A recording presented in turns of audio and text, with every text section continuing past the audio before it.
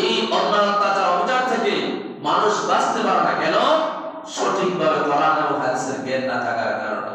ঠিক কিনা বলুন? আজকে দেখবে মানুষ যত জ্ঞানী হয় তত বিনয়ী হয়।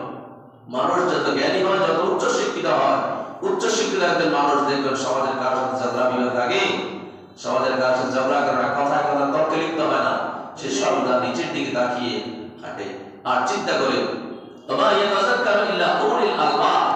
আল্লাহ নিজে কোরআনুল কারীম বলেছেন, আমার যে পৃথিবীর মধ্যে মহা নিদর্শন রয়েছে, এই মহা নিদর্শনগুলো একমাত্র জ্ঞানীগণই বুঝবে। জ্ঞানী ব্যক্তিগণ ছাড়া আল্লাহ পাকের নিদর্শনকে বুঝতে পারবে না। এজন্য ফরজে আইন আমাদের উপর ঈমান আনয়নের পরে জ্ঞান অর্জন করা কি ফরজে আইন।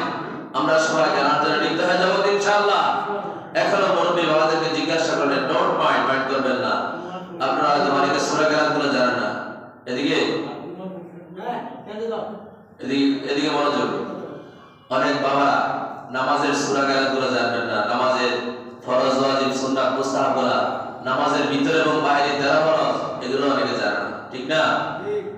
আমার যদি সময় থাকতো আমি একটা নিয়ত করেছিলাম যেগুলো এসে শিখাই, নামাজের ভিতরে বাইরে ফরজ ওয়াজিব সুন্নাত মুস্তাহাবগুলো, ওযুর নিয়ম কানুনগুলো, গোসলের নিয়ম কানুনগুলো, পবিত্রতা, তাহারা, এগুলো সম্পর্কে কিছু মাগরিবের পরে আসার আলোচনা রাখি।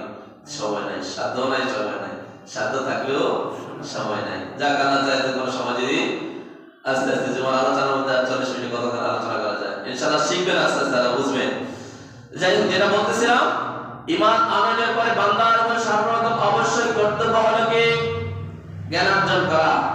সর্বপ্রথম কর্তব্য কি জ্ঞান অর্জন করা। এখন এখানে মুক্ত করছে, হেফজখানা করছে, যে সকল বাবারা সূরা কেরাত না পারেন, আমাদের হাবেশাব আছে, এসে একটু শুদ্ধ করবেন। না হলে 40, 50, 60 বছর ধরে নামাজ পড়বেন, কিন্তু আপনার কেরাতের মধ্যে লাহানে জলি প্রকাশ্য ভুল, এই ভুল দিয়ে নামাজ পড়লে আপনি 50 বছর নামাজ পড়লে কোনো লাভ হবে না। হবে আপনি পবিত্রতার নিয়ম কানুন জানলেন না, আপনি কিভাবে সূরা কেরাত তাসবিহ ভিত্তিক শুদ্ধ করে পড়তে হয় সেটা জানলেন না, আপনি আপনার মতো করে নামাজ দাঁড়াইলেন আর কি বলেন আল্লাহ পাকই ভালো জানেন। এমন অবস্থায় আপনি আপনার পুরো জিন্দেগি যদি আল্লাহর ইবাদত করেন, আপনার ইবাদত আল্লাহর কাছে গ্রহণযোগ্য হবে না। কথা কি বুঝতে পেরেছেন? এজন্য যে সকল মুরব্বী বাবারা, বৃদ্ধ বাবারা এখনো সূরা কেরাত শিখেন নাই ভালোভাবে, ছোট অবস্থায় মা বাবার কাজের কারণে, নিজের ফাঁকি দেওয়ার কারণে যারা শিখতে পারেন না, বদনসিব, এখন সময় এসেছে আপনাকে পরিশুদ্ধ করে শিক্ষার জন্য। আমরা শিখতে পারবো ইনশাআল্লাহ। প্রয়োজনে সকালবেলা সময় মক্তবের ছোট বাচ্চাদের সাথে লজ্জা না রেখে বসবেন যে হুজুর আমার সূরা কেরাতগুলো একটু শুদ্ধ হয় কিনা। নামাজের 10টা সূরা মুখস্থ করার জন্য হাফসারের কাছে আসবেন, টাকা লাগবে না, বলে গেলাম টাকা লাগবে না, অন্তত আপনি শিখবেন। কথা বুঝতে পারছেন? জি প্রিয় বন্ধুগণ, আমরা ফরজে আইনের ব্যাপারে আলোচনা করলাম। এবার আসে ফরজে কিফায়া। ফরজে কিফায়া হচ্ছে এমন জিনিস যেটা একজন সমাজের পক্ষ থেকে বা কোন সম্প্রদায়ের পক্ষ থেকে যদি কেউ অর্জন করে কোনো জ্ঞান, তাহলে সকলের পক্ষ থেকে আদায় হয়ে যাবে। আর সমাজের কেউ যদি কোন সেই জ্ঞান অর্জন না করে, তাহলে সমাজের সবাই গুনাহগার হবে। মানে বুঝতে পারছেন? উদাহরণ দিলে বুঝতে পারবেন। জানাজার নামাজ হচ্ছে ফরজে কিফায়া, ঠিক না? জানাজার নামাজে যদি কোনো সমাজের বা কোন বংশের একজন লোক উপস্থিত হয়, তাহলে সমাজের সকলের পক্ষ থেকে আদায় হয়ে যায়। তদ্রূপ এমন জ্ঞান হচ্ছে ফরজে কিফায়া, যেই জ্ঞান সমাজের কোন ব্যক্তি যদি ইসলামী পাণ্ডিত্য অর্জন না করে, সমাজের মধ্যে যদি কোন ব্যক্তি যদি কোরআন এবং হাদিসের সহিহ জ্ঞান না শিখে, বিশেষ করে আপনি আপনার ছেলেকে, আপনার মেয়েকে, আপনার বাচ্চাকে যদি কোরআনের আলোয় আলোকিত না করেন, জ্ঞানী না করেন, তাহলে আপনি হয়ে গেলেন এই সমাজের মধ্যে সবচাইতে বেশি গোমরা। ঠিক কিনা বলেন? একটা সমাজের মধ্যে যদি ইসলামী জ্ঞানে পাণ্ডিত্য ব্যক্তিত্ব না থাকে, ওই সমাজটা গোমরা হয়ে যায়। এজন্য বলা হচ্ছে এমন জ্ঞান আছে যে জ্ঞান অর্জন করা ফরজে কিফায়া। যে কোনো ব্যক্তি হলো সমাজের মধ্যে, গোত্রের মধ্যে, বংশের মধ্যে, ঘরের মধ্যে হলো জ্ঞানী থাকতে হবে। ঠিক কিনা বলেন? আমরা কি পারবো আমাদের ছেলে মেয়েকে ইসলামী শিক্ষায় শিক্ষিত করতে? সবাই বলেন ইনশাআল্লাহ। আরে ভাই, আগে একটা মুসলমানের নৈতিক দায়িত্ব হচ্ছে তাকে কোরআনুল কারীম শিক্ষা দেওয়া, ইসলামী ফাউন্ডেশনে তাকে মজবুত করা, এরপরে তাকে পাস করার পরে তাকে ইন্টারমিডিয়েট কলেজে পড়ান, ভার্সিটি পড়ান, ইউনিভার্সিটি পড়ান, আমার কোনো দুঃখ নেই। কিন্তু আপনার ছেলেকে যদি সকালবেলা বক্তব্য শিক্ষা দিতে পারেন, মাদ্রাসার দাখিল কষ্ট করাতে পারেন, তাহলে আপনার ছেলে জীবনে কখনো আপনাকে বড় হয়ে বৃদ্ধাশ্রমে রাখবে না। ঠিক কিনা বলেন? কারণ তার মধ্যে ইসলামের মৌলিক শিক্ষা থাকে। দাখিল ক্লাসে মিশকাত শরীফ পড়ানো হয়, হাদিসের একটা কিতাব মিশকাত শরীফ পড়ানো হয়, যে হাদিসের কিতাবে 276টা হাদিস রয়েছে, এবং সূরা বাকারা, সূরা আলে ইমরান, এগুলোর তাফসীর করানো হয়। এগুলা বুঝে বুঝে যে ছেলে মেয়ে পড়বে, ওই ছেলে মেয়ে কখনো বড় হলে পরে অন্তত মা বাবার খেদমতের বিষয়টা অন্তত শিখবে। ওই ছেলে কখনো ইয়াবা সেবন করবে না, গাঁজা সেবন করবে না। ঠিক কিনা বলতে পারছেন বন্ধুগণ? এই জন্য ঈমান আনয়নের পরে আজকের সবক কি? সর্বপ্রথম আল্লাহর শিক্ষা, আল্লাহর দেওয়া বিধান, সেটা হচ্ছে জ্ঞান অর্জন করা।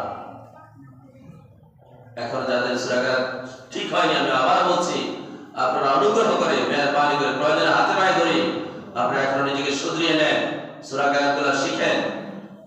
যেই মসজিদের বক্তব্য শিক্ষা আছে, ওই মসজিদের বক্তব্যের বাচ্চাদের সাথে বসে আপনার ছেলে, আপনার নাতি, আপনার নাতনি, তার থেকে শিখেন। দেখবেন ছোট্ট ছোট্ট বাচ্চারা নামাজের ভিতরে বাইরে তেলাওয়াত বলতে পারবে। পারবে কি পারবে না? পারবে ইনশাআল্লাহ। এজন্য প্রিয় বন্ধুগণ, সর্বপ্রথম প্রাধান্য দিতে হবে দ্বীনি আলেম শিক্ষাকে। এজন্য ফরজে কিফায়ার জ্ঞানী হতে হবে। সমাজের মধ্যে যদি কোনো মানুষ একজন মানুষকে সহযোগিতা করে, বুদ্ধি দিয়ে, পরামর্শ দিয়ে, তাকে একজন ইসলামের পাণ্ডিত্য হিসেবে শিক্ষিত হওয়ার জন্য আগ্রহ জন্মিয়ে দেয়, তাহলে সকলের পক্ষ থেকে এটা ফরজে কিফায়া হিসেবে আপনার আদায় হয়ে গেল। প্রিয় বন্ধুগণ, এবার আসেন ইলমে দ্বীনের ফজিলত। তদুপরি আবার আছে আবিধানিকভাবে ইলম দুই প্রকার, ইলমে দ্বীন এবং ইলমে দুনিয়া। একটা কথা আছে, বাস্তব হচ্ছে টাকার কাম, মূল্য হচ্ছে নেকের কাম। আপনার দুটোই দরকার আছে, ঠিক নেই? এজন্য ইলমে দ্বীন শরীয়তে আবার ইলমে দ্বীন দুই প্রকার, ইলমে দ্বীন এবং ইলমে দুনিয়া। ইলমে দ্বীন হচ্ছে ওই ধরনের ইলম যা কোরআন, হাদিস, তাফসীর, বালাগাত, মানতিক, ফিকহ, এগুলোর ইলম যেগুলো শিক্ষা করা আপনার জন্য একান্ত অপরিহার্য। এরপর আছে ইলমে দুনিয়া, বাংলা, অঙ্ক, ইংরেজি, ভূগোল, ফিজিক্স, কেমিস্ট্রি, বায়োলজি, যেগুলো আপনার জন্য শিক্ষা করা দরকার এবং এগুলো ফরজ।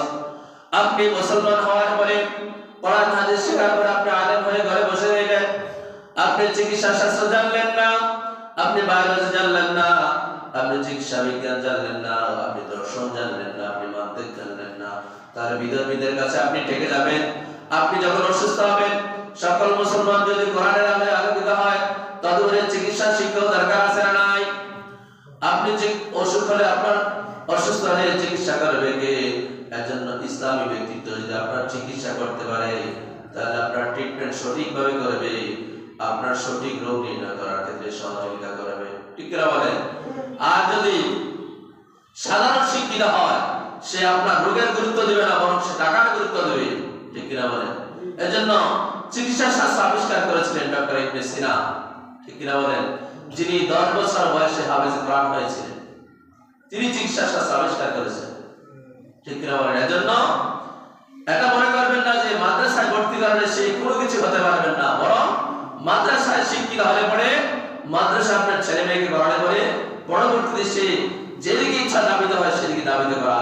এতে বুঝতে বিষয় আপনার মৌলিক যে ভিত্তিটা তাকে ইসলামের ধাঁচে ধাঁচিত করেন এবং ইসলামের আলোয় আলোকিত করেন। কথা কি বুঝতে পারছেন? এজন্য আপনার ডক্টর ইবনে সিনার মতো আপনার ছেলেকে, আপনার মেয়েকে তৈরি করেন। সে যেহেতু সারা বিশ্বের চিকিৎসা শাস্ত্র আবিষ্কার করতে পেরেছে, হাফেজে কোরআন হয়ে, আপনার ছেলে মেয়ে, আমার ছেলে মেয়ে পারবে না কেন? আমরা কি রাজি আছি ইনশাআল্লাহ? আমাদের ছেলে মেয়েকে কোরআনের শিক্ষায় শিক্ষিত করার জন্য সর্বপ্রথম আগ্রহ জন্মাতে হবে। প্রিয় বন্ধুগণ, এজন্য আল্লাহ রাব্বুল আলামিন কোরআনুল কারীমের সূরা মুজাদালার 11 নম্বর আয়াতে কারিমার মধ্যে বলেন, ইয়ারফাউল্লাহুল্লাযীনা আমানু মিনকুম ওয়াল্লাযীনা উতুল ইলমা দারাজাত।